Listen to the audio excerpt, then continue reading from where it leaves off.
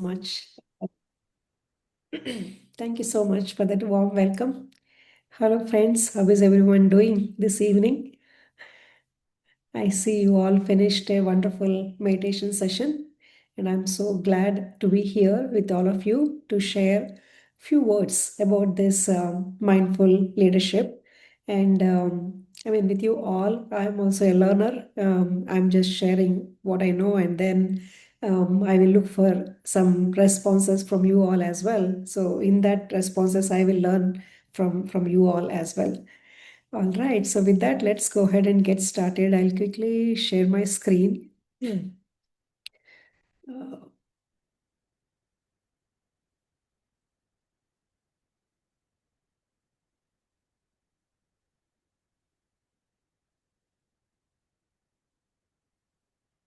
do you see my screen okay, everyone?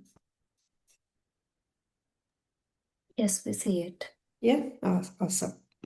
Okay, so for those of you who might not have been there in last couple of sessions, I just want to quickly go through what we have talked about in last two sessions very quickly at a high level, just few minutes, 2-3 minutes, and then we'll jump on to today's session. So we talked about what mindfulness is, and because there are so many abbreviations and so many understandings about this mindfulness, so we just wanted to see like what mindfulness is all about. First, we talked about, before seeing what mindfulness is, we talked about what mindfulness is not. That is having our mind on autopilot, that we don't pay attention to our thoughts. It takes us by itself. That is being on autopilot and having that monkey mind. Again, monkey mind is nothing but without knowing, it is taking us to all kind of directions and around the world. That is not mindfulness. And it's basically, mindfulness is all about autopilot. If that autopilot mode is on, that means we are unconscious of our thoughts, and then that will lead to unconscious of our emotions, and then how we are going to act with ourselves and with others as well. That is not being present. That is being in that kind of a not mindful but mindless state. Then we talked about, if that autopilot is off, that means we are becoming conscious. Okay, my thought is taking me here, or my I'm thinking about these negative thoughts, whatever. So if we can just be conscious of that, that is autopilot is off, and we are conscious of our thoughts, and then the emotions, what they will trigger, and then again the connections with ourselves and with others. That is being mindful. So we talked about that, and we talked about Dr. John Kabat-Zinn. He's called as father of mindfulness in United States. He's from United UMass, University of Massachusetts, and they have this. I mean, or he defined what mindfulness. I know it's a long abbreviation over there, but simply it is nothing but mindfulness is all about living in the present moment. Just the power of now. That is what it is all about. So living in the present moment.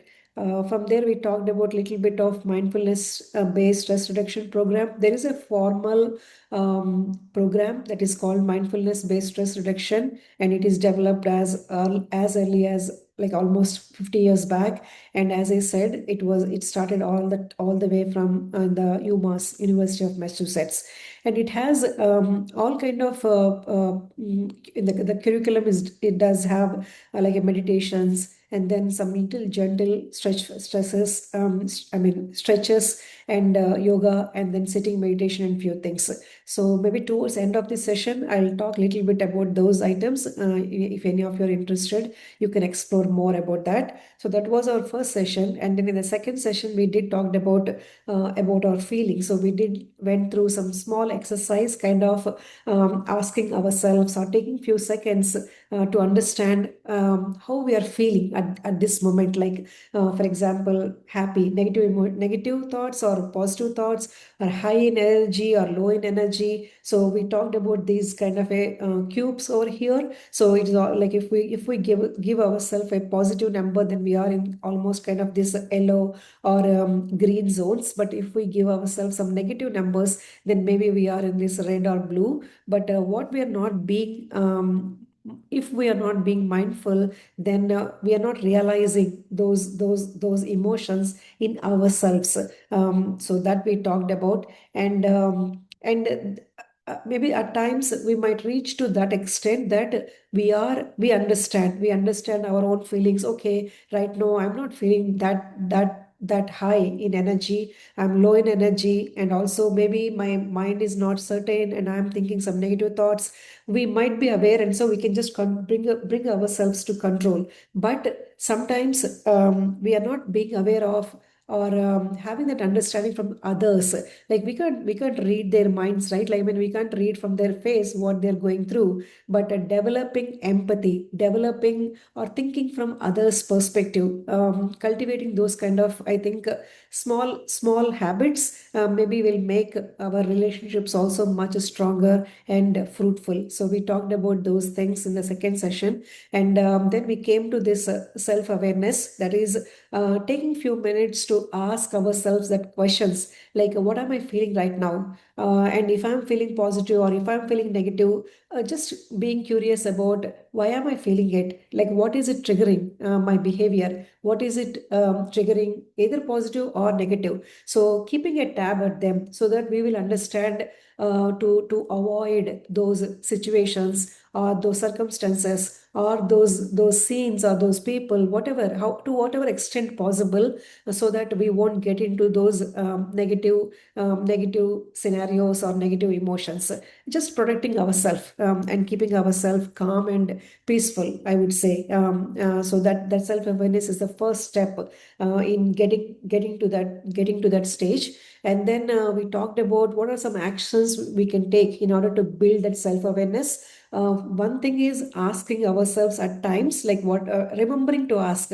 I mean, asking is easy. I mean, we know we can ask ourselves, how am I feeling? But maybe during afternoon or during late evening, whatever, whenever we are thinking, going through the negative emotions, need not necessarily negative moments, but remembering to ask ourselves that question is the most important thing, or maybe one of the habits we want to cultivate. So these are few things what I talked about, like giving yourself few mindful moments in a day. Like we all have that non-stop thinking going on in our mind, right? So just taking a few minutes at times, maybe setting up some 5-minute timer or a 1-minute timer at so and so times, 2 p.m. or 11 a.m. or 3 p.m. I will take one quick minute just for myself, something like that. Or even positivity portfolio, having some images right in front of us, or maybe some objects which means something to you. So that object, something what is meaningful for me might not be meaningful for other people. But when I see that object, maybe it creates that positive emotions in ourselves. So keeping those objects, keeping those positivity portfolio, keeping those things ready, or keeping with ourselves, that is one thing what we talked about. Then this most important thing, scheduling some positive events, like we all set up those appointments, doctor appointments and whatnot, right? So like that, setting up on the calendar Thursday afternoon 2 p.m. or maybe Monday morning 11 a.m., something like that. Just setting that time allocated to go through some positive emotions. That is what one of the things which will help us build that self-awareness. For me personally, gratitude is my go-to thing. I mean, that is a simple expression or a simple emotion, but it will really bring lot of, I mean, immediately brings a profound experience along with it. But you all might have different emotions, or maybe gratitude is one of your go-to tools as well. So just a reminder with that. Then we talked about self-management, like identifying our strength. Each of us are unique. Each of us might have some talent, maybe writing blog articles or cooking a wonderful dish, or maybe painting, drawing, knitting, some things. So identifying what is it I enjoy doing, what is it I love doing, identifying that first. And once we identify that, then building some actions towards that. So identifying our strength, and then setting up those time again in our week, allocated for that. So I'll sit and do my knitting, or I'll sit and do my painting, or I'll watch TV, for example. Maybe that will give me happiness. So whatever it is, identifying that and setting aside some time. And the third one is also what I love most is developing that constructive inner dialogue. Sometimes we ourselves bring ourselves down, right? Like sometimes we talk to ourselves in such a manner that, oh, we are not fit here, or you're not good in this situation, some things like that. But avoiding that kind of a negative self-talk, and just giving ourselves, giving that hug to ourselves, or giving that prize to ourselves is very important in order to nurture that mindfulness in our life. So till here, I think what we have covered in the previous sessions. Now I'll just go through what I planned for today. So the next one is all about after self-awareness, after self-management. The next one is to motivate ourselves. How do we build those actions to motivate ourselves? These are some actions, maybe affirming ourselves that whatever I'm going to do, I'll bring good to myself and even for others as well. Or whatever affirmations, whatever you feel good. One of the Louis Hay books, I read one beautiful affirmation. I use it at times as well. That is, I love myself as I am. I love, approve, and accept myself as I am. So that was so powerful for me. Like no modifications, no nothing.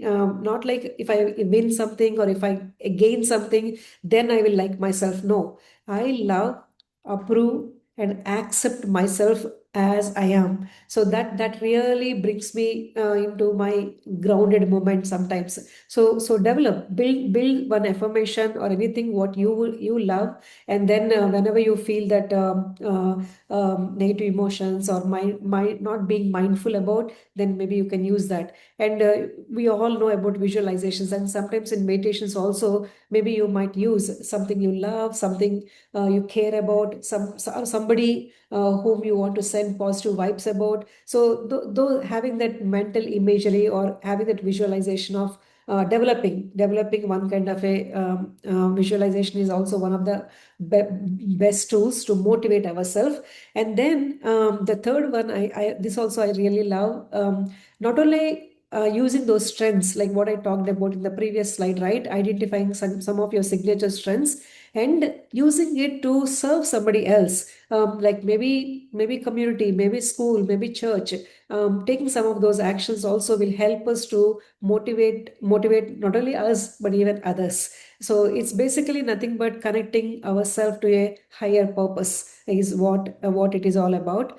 Slowly, then I'll move on to the last one here in that tools of self-awareness and other things. The last one is all about social awareness. In that cubes I did mention, right? So sometimes maybe we are good, we will be able to identify ourselves, but we don't know what others are going through. And if they are in a negative zone and if we are in a positive zone, that connection, whatever we are trying to talk or we are going to make with others, will not be fruitful at all, right? So that's why we want to ask ourselves, am I paying attention to what is happening here? Not just visually, not just to their face, not just how they are looking, not like that. Much little deeper. That hey, sensing it, like what they are really going through now. And did I ask right questions, or am I just asking just for the sake of it? Or how is my body language?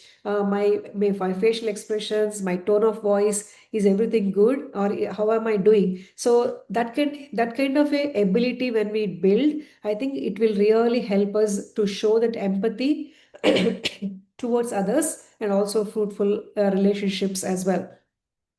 So that is about social awareness. Now, from there, I want to share in real in broader organizations where this mindfulness is really making a huge impact. Like this is one program called Search Inside Yourself. It is like a mindfulness based emotional intelligence program. And by seeing that Search Inside itself, you might have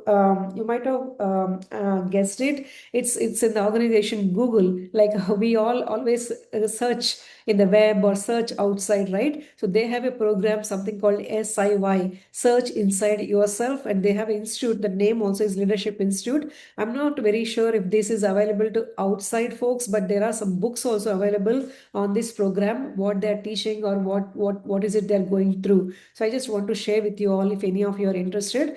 So they focus on basically same things what we talked about in the previous slides. Attention training, like keeping our focus on one aspect. How do we learn those things? That is again nothing but I talked about few things, right? Setting aside time or asking ourselves those questions. Those are what some of the tools they even use to gain that attention, to give that attention training. And then we talked about those two things, right? Self-awareness and self-management and self-motivation. Those are the some of the categories they are using in their program as well. Self-knowledge, understanding ourselves, having that awareness is the basic and the big thing, I would say. Start from there and then master them, master those emotions. How do we come out of that, from neutral, from negative to neutral to positive? That is always is the scale what we want to work towards. And creating those mental habits, taking time at times to ourselves, 1 minute here and there, or maybe managing that positivity portfolio, or identifying our signature strength and using. These are some mental habits that we can create. Then moving on, mindful leadership. This is also one of the programs in, I believe it is in GE, General Electric, that organization. So Google has that SIY, and this group is having some program called Mindful Leadership. The program name itself is Mindful Leadership, and it's nothing but advancement of mindfulness and compassion in the workplace, like understanding between workforce as well, and how they can practice those daily applications of mindful leadership to cultivate mental and physical resilience, and understand some unproductive patterns which are not working, and make changes there, both in themselves and even in the workplace interactions, so that they can respond more effectively. So this is one other program. Then I would say some benefits. We all know about benefits: becoming productive or greater relationships between people, greater ability to focus and eliminate stress. Those are some things when we cultivate that habit of mindfulness. Then moving on, yes, here these are the things what I wanted to share with you all. So few methods how we can use mindfulness or improve mindfulness. These are some methods. One of the famous is that 3 R's. It is nothing but rest, recognize, return. What do we mean by that is, for example, resting your attention on something, maybe an object in front of you. For example, a water bottle is there. You're resting your awareness on that water bottle, and then suddenly after 2 3 seconds, maybe your mind will wander away, like your thoughts, you're thinking something else, you're not focusing on the water bottle anymore. Some thought came into mind, and you got carried away. Not that some thought came you into your mind, you don't even want to get thoughts will come and go, but you being mindful of, okay, I'm thinking about maybe going to Walmart or going to Costco, whatever it is. But instead of that, if it take you to some stressful situation from there, like a third, fourth, fifth, 10th thought, if it is taking you, then you recognize that. You recognize that your mind is wandering, and then return it compassionately. No, I'm not going along with your thought. No, I'm coming back to my focus, whatever I'm focusing on right now here. So rest your attention on something. Recognize when your mind wanders, and then bring it back, return it back to that object. And some might think like, oh, it happens 100 times, like it is so difficult. That is the best thing. In fact, that means you are training your mind, that how much more you do, that much more you're training your mind, that it is going away and you are bringing it back. It is going away and you are bringing it back. That itself will help you in the long run that to focus on things. So don't worry if in case if you can't focus on any object or anything like that. It's more you do, it's more it gets trained. That is what it is. And then second one is just a small abbreviation so that we will remember them easily. Stop. That is all about first of all, when we are being mindless or when we are becoming anxious, anything like that, stop and just maybe take a nice long breath and then observe what is going on. What am I feeling? What is it triggering that I am feeling like this? Understand that triggers and then proceed. Obviously, once we understand the trigger, oh, this traffic light is making me anxious, or I need to be somewhere, but I'm not being there. When once we give some explanation to that, then we'll come back. We'll come back to our grounded state. So that is stop over there. I think I have a couple more methods. I will share them.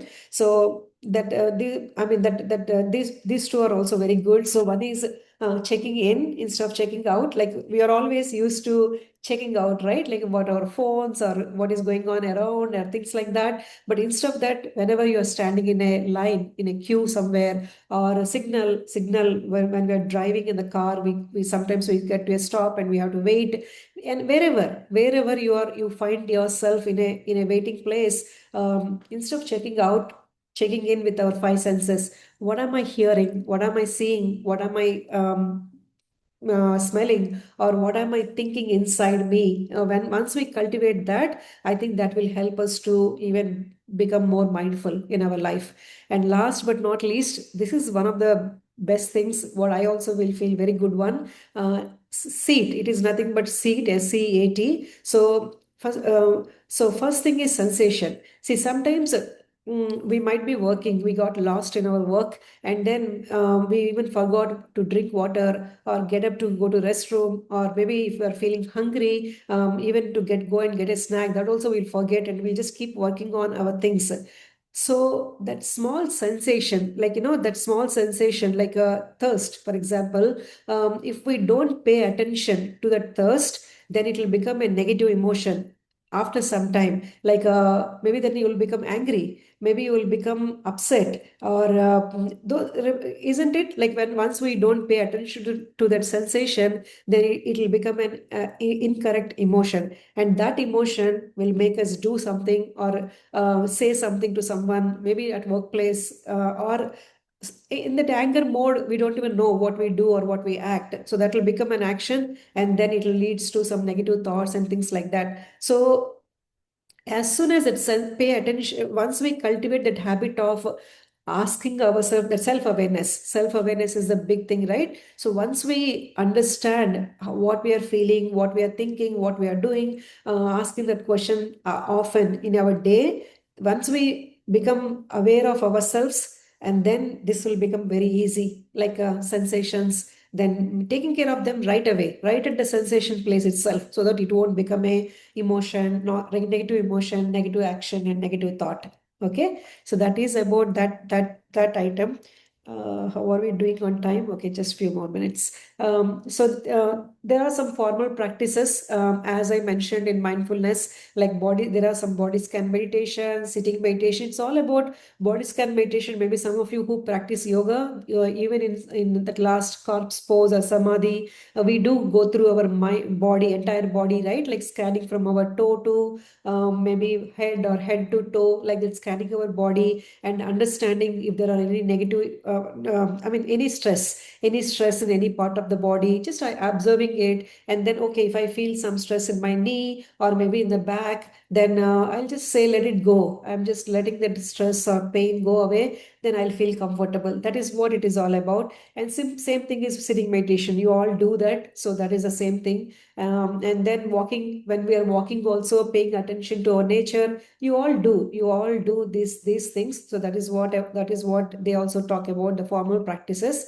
And this is the more fun part, like because when I teach some things to my students in other classes, sometimes they say like, oh, you know what, I don't have that much time to just sit in meditation for evening after coming back from work, or taking care of my family and things like that. Then I to those people I tell this, This is like informal practices. Like we all brush our teeth, we all take shower, we all sip our tea or coffee, whatever. We all might have washed dishes or taken care of our home chores, walking, talking with people, and things like that, right? So how about bringing mindfulness in those activities? When you are brushing your teeth, instead of doing mechanically and letting your mind wander away into world, being mindful, how am I brushing? Am I doing clockwise or anti-clockwise, or how is my tasting? Being mindful about that. Even showers, I mean, before these practices, I used to, I think, like, by the time I come out of shower, I would feel more stressed out. Then I went into shower because of our mind wanders away, right, so much, right? So just being mindful about, instead of letting getting carried away. If we can build that, then we don't need extra time set aside in our day to day to do practice this mindfulness. And last but not least, yeah, a couple of apps. Maybe you all might know some of these as well. Headspace, Calm. These apps have some kind of mindfulness practices in them, guided meditations or things like that. If you are interested, you can just explore some of these. And then I think I might have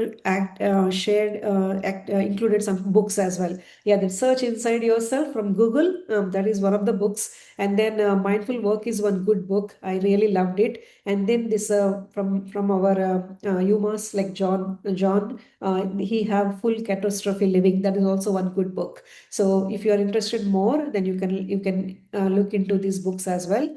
And last but not least, I want to leave you all with this beautiful quote, that is, between stimulus and response, I mean, between some action and response, there is a space. And in that space is a power. It's our power to choose our response. And our response lies our growth, and in that lies our freedom. Thank you, everyone. That is what I wanted to share with you all. In case if any one of you have any questions, comments, we can just take a couple of minutes for that. Thank you, Bindu. Another beautiful session. Many insights. You gave many insights. I love those, the last few where, like, even for those people though who complain we do not have time, some simple practices of being mindful of how you're brushing, showering, right? Uh, Yeah. Good Yeah. practices. So thank you for all the beautiful insights. Maybe Absolutely. My pleasure, Satya. Absolutely. I, I would love to hear like how other people, what they do or how they practice mindfulness. Yeah. Anybody likes to share, or